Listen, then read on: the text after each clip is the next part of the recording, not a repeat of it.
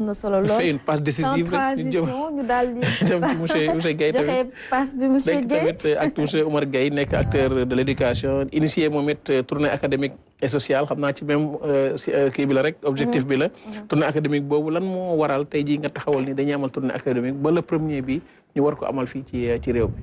Merci beaucoup monsieur Ban maa ngi lay gërëm ci question bu am solo bi donc tournée académique et sociale dafa nekk un investissement je dirais de circonstance parce que bu gisee ñu taxawal ko dañoo constater une opposition des difficultés yoo xam ne yàgg nañ ko observer entre politique publique et les syndicats des enseignants et jeexital bi li ci ëpp mooy gàllankoor li nga xam ne moom mooy jàng élèves yi notamment ñi nga xam ne ñoo nekk en classe terminale yéen vous êtes des journalistes vous êtes très informés en 2022 Sénégal diggante enseignants yi ak gouvernement du Sénégal c'était très tendu ba ñi ngi doon xalaat ni sax bon daañu dem ci année blanche donc année boobu noonu en juin ci nañ sos lii nga xam ne moom mooy tournée académique et sociale liñ njëkk a xalaat mooy créer une plateforme avec des contenus pour permettre aux élèves qui sont en classe terminale fépp fu ñu mënti nekk ñu mën am un contenu de qualité di réviser préparer leur examen beneen bi nga xamante ni que bokk na ci activités yi ñuy def mooy déplacer wu dans les capitales régionales en collaboration avec le ministère de l'Éducation nationale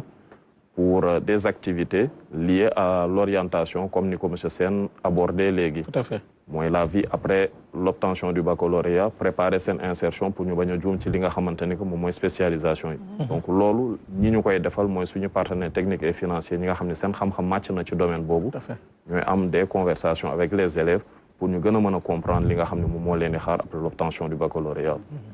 Le ministère de l'Éducation sous instruction du président de la République yëg ngeen ni dañu war a orienter plus de 30% de leur effectif vers la formation professionnelle et technique.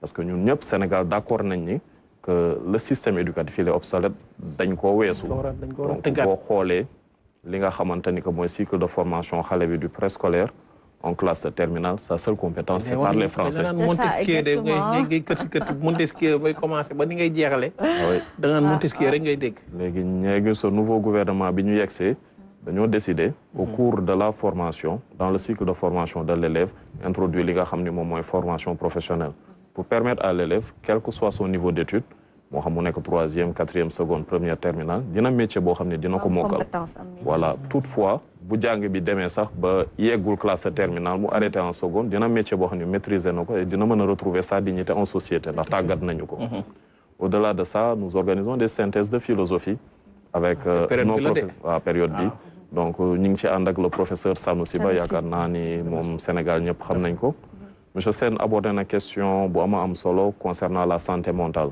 donc nous savons tous à l'approche du baccalauréat bon les élèves sont très stressés donc guux bi la gars yi guux ba voilà guux bi ak aussi la préparation être dans les conditions parce que da nga gis élève boo xam ni jàng na ni mu war a jàngee jàng na fi mu war a jàngee mais mentalement cet élève n'est pas préparé bu demee dina échouer wala bu war a am d'office oral lay am donc moo tax dañ ci ànd ak tiit ba boo demee examen buñ la joxee sujet sax nga tiit ba ni laaluñu ma fekk yow jàng nga ko ba topp parce que c'est un élève qui n'est peut-être pas suffisamment préparé moo tax c'est des ateliers les aspects qu'on néglige waaye dafay am solo c'est très important moo tax dañ ci ànd ak ay éducateurs yu mel ni docteur Djibi Diakhaté donc qui voilà moom mooy am ce genre de conversation là avec les élèves da ngay gis ne que bu waxtaanee ak ñoom ba pare dañuy jël baccalauréat normalement dañuy xam ni que c'est juste une épreuve boo xam ne daan am suñu école léegi dañ ko yóbbu ci centre voilà donc et que ñun nous sommes préparés 9 mois 10 mois donc bu ñu demee normalement war nañ mën a réussir et terminer par une activité de reprogrammation mentale qui a deux vocations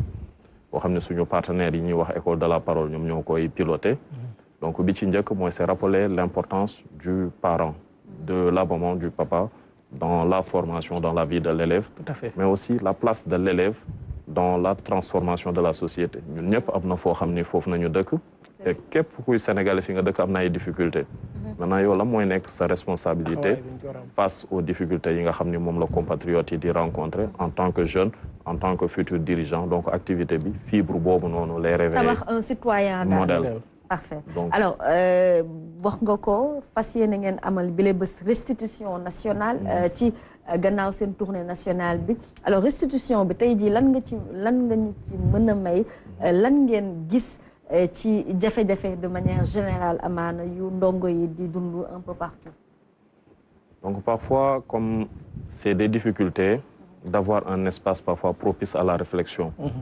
Boo génnee tuuti Dakar da ngay gis ni que environnement bi parfois ça reste à désirer et c'est parfois très compliqué les conditions de vie et de travail des élèves et des enseignants en milieu scolaire. Loolu bokk na ci difficulté yi nga xamante ni ko constaté nañ ko. Mais aussi on voit parfois un grand nombre dans les salles de classe. Donc pour maanaam élèves yu bëri ay 63 élèves ci benn classe nga xam ni waaj buy wax sax bu baax boo deful ndànk sax doo ko dégg. doo ko dégg des fois benn enseignant yor également imaginer classe de 3 boo xamante ne ay 60 élèves ou plus. Effectivement loolu bokk na ci difficulté yi nga xam ne dañu koy rencontrer mais aussi da ngay dem ay localités comme Fatick ak au niveau du Sénégal oriental parce que l'année dernière defoon nañ Tambacounda da ngay gis ni que les filles à l'école c'est un problème. Donc da ngay gis kër gi dañuy préférer retenir leen ñuy toppatoo waa kër gi di togg di raxas di defar que de les envoyer à l'école. Loolu difficulté la ça nécessite un grand travail de sensibilisation pour permettre xale yi jigéen ñi ñu mën leen a envoyer à l'école parce que société bi ñu bëgg a tabax góor war na ci mën a jiite waaye jigéen itam war na mën na ci jiite. Boo demee aussi localité bu mel ni Fatick bon les grossesses non désirées dans le milieu scolaire dañu koy observer. Boo ñëwee dans un environnement comme Thiès da ngay gis xale bi daañ ko inscrire daañu gis turam au niveau des salles de classe ak tout mais dafa am phénomène boo xam ne dafay combattre l'école sénégalaise à Thiès mooy le phénomène des Jakarta. Donc loolu noonu yëpp dafa nekk ay facteurs yoo xam ni ça ne rend pas performant notre système éducatif. Et yaakaar naa ni gouvernement mi ngi bàyyi xel loolu bu baax a baax fas yéene ci indi ay jàngoro.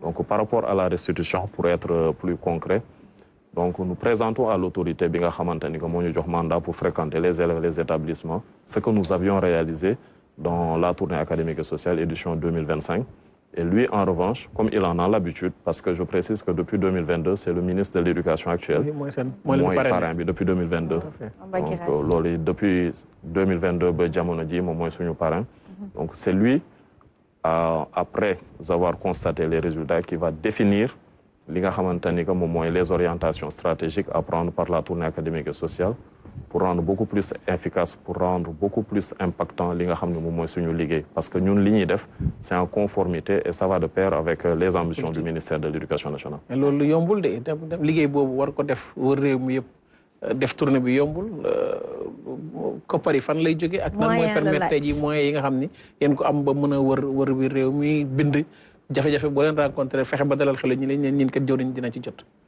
waaw parce que nous sommes une équipe boo xam ne je pense que c'est des jeunes qui sont suffisamment préparés et par rapport au fond donc c'est des entreprises privées mais aussi c'est le ministère de l'éducation nationale.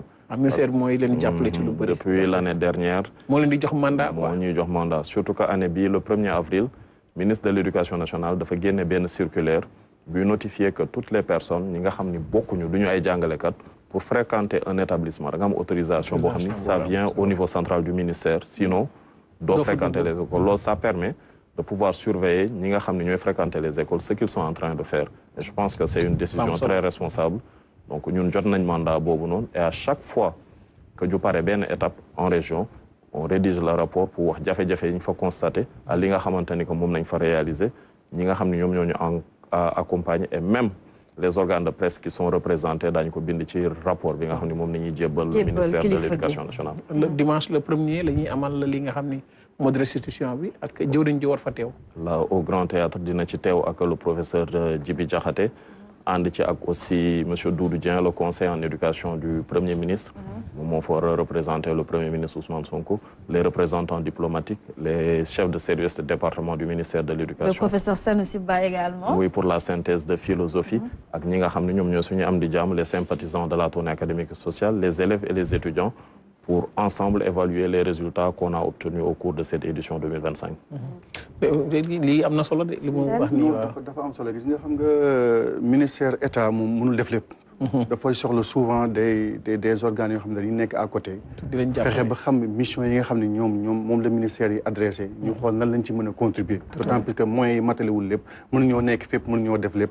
donc ci cadre boobu rek le ministère de l'éducation inscrit jox leen mandat. et par conséquent donc un plus la rek à ce qui se fait.